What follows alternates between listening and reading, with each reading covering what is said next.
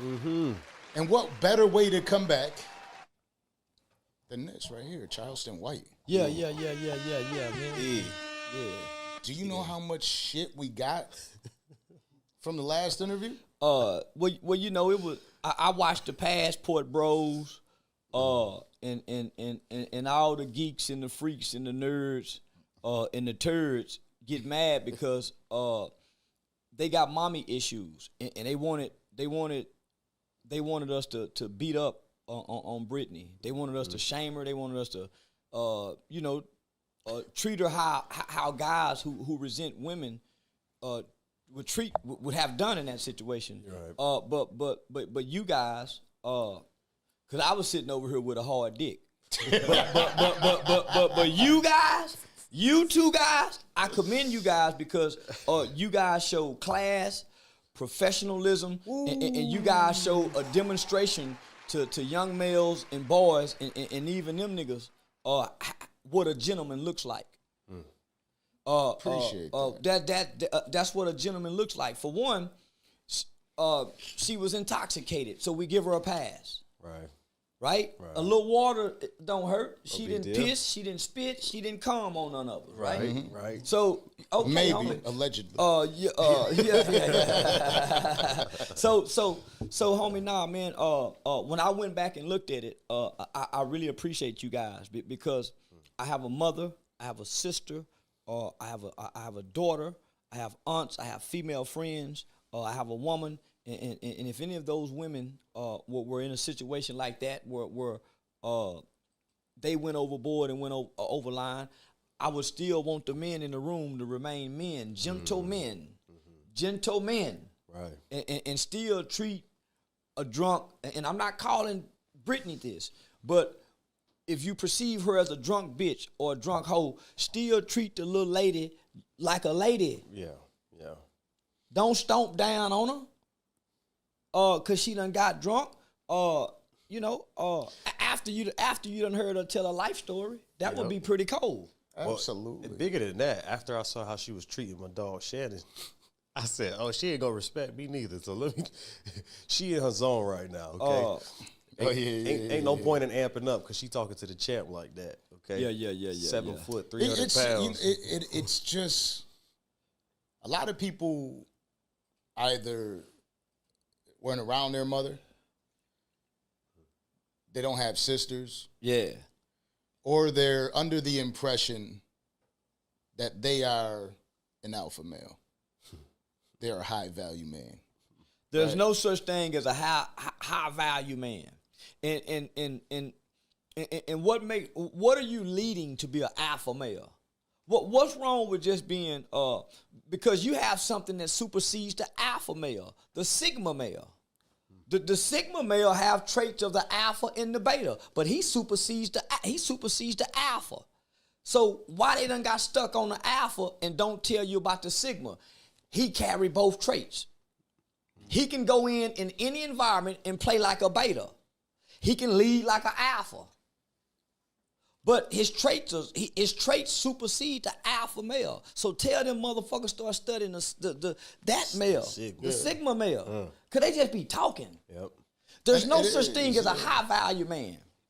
Why do you feel there's no such thing? Because it's a made up term. It's only a man and a gentleman. There's no other components outside of a man. Once you reach the level that you're a man, what makes you a high value man? Your degree, your job, your suit, your salary. So a high value man, if you take away his title, can he go talk amongst poor man and still have his way? So take away the high value man's car, his salary, you strip him of that, and you put him amongst man. See what's left. Yeah. See how he stack up. He don't have to, but can he still lead without his high value title? Very true. I can still lead without a high value title. Right. Yeah. Nah, homie. You don't always got to lead by carrying the sword and Nah, homie. So in a sense, does that make you a high value man? Nah, homie. Because it's already hard just being a man. It's already hard in our time just finding out what a man is. Why I can't just be an honest man? Why I can't be a good man? Man, why I just can't be a man when most of us ain't even seen a man? Most of us are coming out of our mother's home, don't know what a man look like, don't know what a man do, don't know how a man think, don't know what a man behavior is, and don't know how to define a man. That's why we real niggas. That's why we can't let go of our childhood boyish value system that we had when we was 15 that we still remain and hold on to when we 45. What's up, cuz? On Pyru. When your seasons change, your tune change as a man. I once thought like a child, so I behave like a child. I now think like a man, so I behave like a man. Nigga, that's why most of us are still boyish, because we ain't never seen no man. We've been watching mama deal with thugs, you see what I'm saying? Yeah. We hadn't had nobody to sit us down and teach us about what a man do. We hadn't had no man take us to work and show what a man do at work. So most of us hadn't been to no leadership schools. So we already failing just being a man. Who go up the notch and say a high value man when the niggas who created the term high value man are unmarried?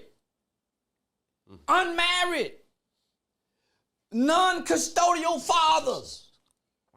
There was a time the man owned the woman and child. If the woman left, the man still kept the children. Think about that. He still kept the children. Ain't no more men like that, my nigga. You got men that'll put on a dress. You got men that still have gang affiliation as men, and they got families at home, and they still rep the gang shit that they joined when they was boys. It's so hard to be a man who done come up with this high value shit. Now we got another level we got to try to reach. And it's made up. Your woman define what kind of man you is. Your children define, because your accomplishments, your salary don't get to speak at your funeral. I'm going to say it again, homie. Your accomplishment, your car, your salary, none of that gets to speak at the funeral. That's what defines the man. What are these people saying while you in that casket that you can't hear, that you'll never hear, nigga? Because the man don't get to hear this when he alive. Nobody likes the man, because the man have to establish law and order. The man does. You can't go out here like that, dressed like that, Betty. Say, cover your titties up, Betty. No, Betty, you not getting no job. You go stay here and you go work. No, you're not working. The man established law and order. That's his job as a man. He corrects what's wrong. These niggas ain't doing that. They see what's wrong next door, across the street, down the street, and get up and go to work as a high-value man and never correct nothing that's wrong. That is. Listen, here goes something. And I don't want to hijack it. I just had to speak. No, that's good. I want to interject in there because it's something that you're saying that's important to me. That's being stripped away from men who behave as such. I believe. Look, and this is something that I'm pissed off about currently, right? Because I'm tired of looking at it. I'm tired of hearing about it. I'm tired of seeing it. If you're a real man, lead your fucking household, right? Because, look, your wife is going to challenge you. Cool. But if you know what's right for your family and you're trying to create something, don't be a bitch. All right? And I mean this sincerely. I'm not trying to be a dickhead. I'm not trying to have all these women hate on me, but it might happen tonight. Stop being a bitch. Seriously. Yeah, listen. I hate the nigga online in the house all day. Absolutely. You're not productive in the house all day. You're a docile individual because, for one, you need sunlight as a man. You in the house with the blinds closed behind a computer screen all day long. No woman can respect a man that's inside all day long and he ain't building and working on the walls and painting the building. He on the internet arguing with another man. Back and forward all day long. And you can watch these guys do this 365 out of the year. They did it last year, they doing it this year, and they calling themselves men. In the process of them being men doing this, you don't hear women and children in the background. One thing about a man, he got women and children around him. See, this new generation of men is weaker. They don't know how to hunt. They don't know how to fish. They can't whoop their woman. Change the tire. They can't whoop their woman. They can't slap their woman and make her sit down and shut up. They can't say, bitch, sit down, and she do it. So this man is a weaker form of a man. Yep. This man don't know, this man can't handle struggle. This man can't get drunk every night and still get up and go to work every morning like the men before us used to do. Right. We break week and call in. Yeah. This today's man ain't strong enough, my nigga, to be honest enough with his woman and say, yeah, I got another woman. This ain't them kind of man, no. You're right. It's different. He got to see a high value man ain't nothing but a trick. A high value man ain't nothing but a trick. A nigga playing trick. He got a little money to play trick. Strip his accolades and strip his money from him. And how can he stand as a man? What's left? Listen, my nigga. The slave used to have to stand on the auction block butt naked. Think about you done been stripped to your bare minimum as a man, standing naked. What kind of man are you if you stand naked before the world and can't nobody see your house, can't nobody see your car? Who gonna speak for what kind of man you is? Like you said. But most men get to play good men because they get to hide behind their money. But if you lay out their morals, if you lay out their integrity, if you lay out how they treat their mother, how they talk to their aunts, how they treat their neighbor, how they talk to the janitor, how they treat the bum at the light, how they look down on their drug-using cousins, they Project Ghetto Queen nieces. So now, my nigga, I stood before the world looking ugly dreads, coveralls, and when I spoke, the governor would listen. Miss Cecilia Abbott, the Republican Party of Texas. So I challenge niggas, homie, go to your family reunion. And if you can talk and everybody start listening, that's how you know if you're growing to be a man. Your 83-year-old grandmama listening to you. Your 70-something-year-old uncle listening to you. That's how you know what kind of man you is. Because now the elders are listening to the young man. You see what I'm saying? Oh, yeah, it's a difference. Most these niggas can't go sit amongst no elder group of people, of men. And feel comfortable and be themselves. So that's why America and all these other men, see, they create terms. They create terms. That's why mental health and ADHD, so they create terms, my nigga, and new words to define things because we can't live up to the old. The old used to be simple. The old used to be simple, but it was hard. This shit today is harder because it's elusive and it don't exist. It's unrealistically, it don't exist. What women want from men is unrealistic, and what men want from women is unrealistic because this group don't understand the nature of one another.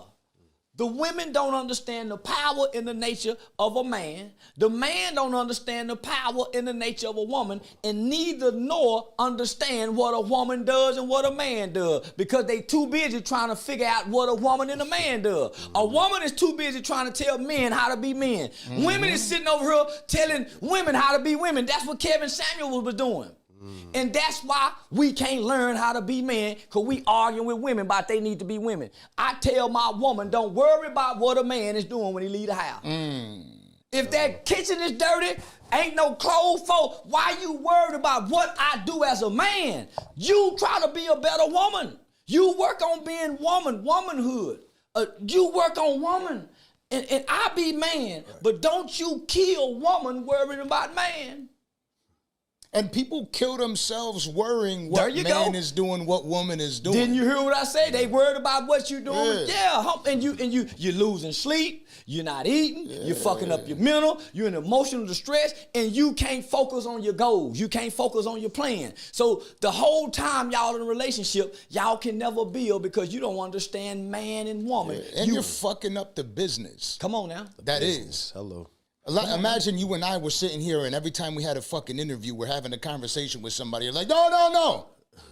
I don't agree with that. We start fighting with each other every single day. How long do we last? Not long. But how far does it go? So how many people really give a fuck about something that isn't real? And so even in shit like we're doing right this very moment, you have the people that'll sit there in the comments that believe in this theory and these theories, right? And they're like, no, fight with them, argue with them. Fight back. The thing is we are sitting here amongst grown dialoguing, conversating, conversing, exactly. Dialoguing. You say what you say. You say what you say. We don't have to agree. Exactly. You're not going to agree with your mother. You're not going to agree with your children. You're not going to agree with. You're going to disagree. But learn something, motherfucker. Yeah. So this is what I'm saying. Let's come down off this high horse shit, as if a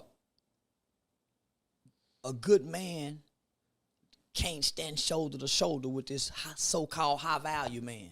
Right. He at his kid's football game. But his wife make more. She a registered nurse. He drive trucks. But he helped put her through school. Right. Getting the kids, cooking, making sure some got more food in the crock pot. Bringing the kids with him so she can study, taking his little money, paying this, paying that. But ultimately, once she graduates, she starts to make more. But he did what he needed to do to support her to get her through it, right? While she's through, so when she go get the job, she got a big degree. He still got to take up the slack at home. He not cheating. He not abusing her. The kids are well nurtured through him doing this. Everybody taking. But if the world look at him, he driving a 1999 car. That's not a high. He got boots on and his boots run down. Right. He got a high visibility neon shirt. He look dirty. He look dusty. But he a good husband. He a wonderful father, and he's a good friend. And so that's where I'll slightly disagree with you because I agree with you. Yeah. Right? It's fucked up how that sounds. Okay. I think that what you're explaining right now is my definition of a high-value man. It's somebody that they're there for their family. But they're there for themselves. They're there for the people around them. But let me just say this. The people around them don't appreciate the man. Exactly. So that's what I'm telling people. If you saying you a high-value man, and the woman is saying you a high-value man, you don't even meet the standards of a man. Because the man is not appreciated until he's gone. Wow. No man is appreciated because if he's been there from the time he's been with her, his presence make her feel like you take it for granted. That's why when people die, you so crazy because you took it for granted and you don't know what you had until it's gone. See, a man can't be measured until he's gone. Yeah. You can't measure me while I'm here. That's the scariest shit. See, and that's what they trying to do as a high value man. You trying to measure me while I'm here.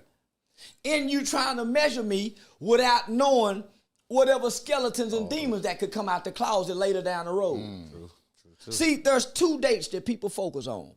Birthdays, celebrate the shit after birthdays, and death dates. And in the process of looking on the birthday and looking on the date you die, you overlook that little dash in the middle. That's the man. Yeah. What do they say once you gone? Because while you got the money, while you got the power, and most people who use these terms as high-value men are guys with good jobs. That's all I'm going to say. Sure. It ain't the man that who done made children at 14, 17, 20, 25, and 30, and then made 2 more over here. And got 5 out there and 2 over here.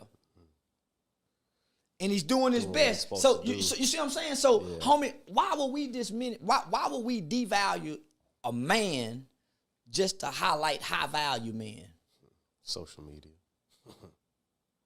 That's all that is. And so when I look at the man who's doing that, these men platforms don't address men. They talk to women. So so the high value man, I'm gonna describe the high value man in high school. He was a male cheerleader and he got to go in the locker room with the girls. Damn. And he learned how to talk girl locker room talk. He learned how to talk girl locker room talk with the girls. Because he wasn't boy enough and man enough to come over here in the locker room and talk to these men. See, that's my platform is strictly directed at men. I don't address nothing woman.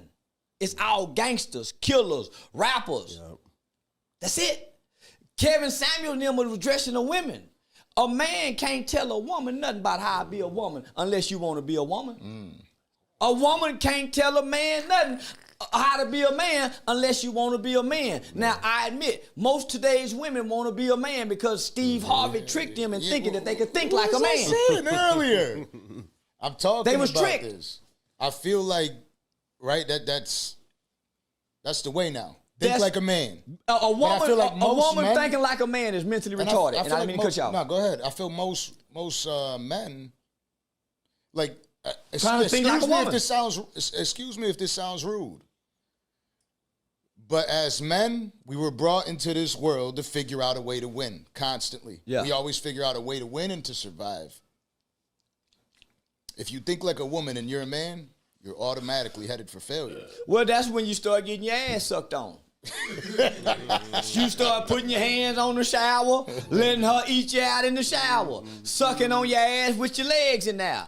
Man, listen.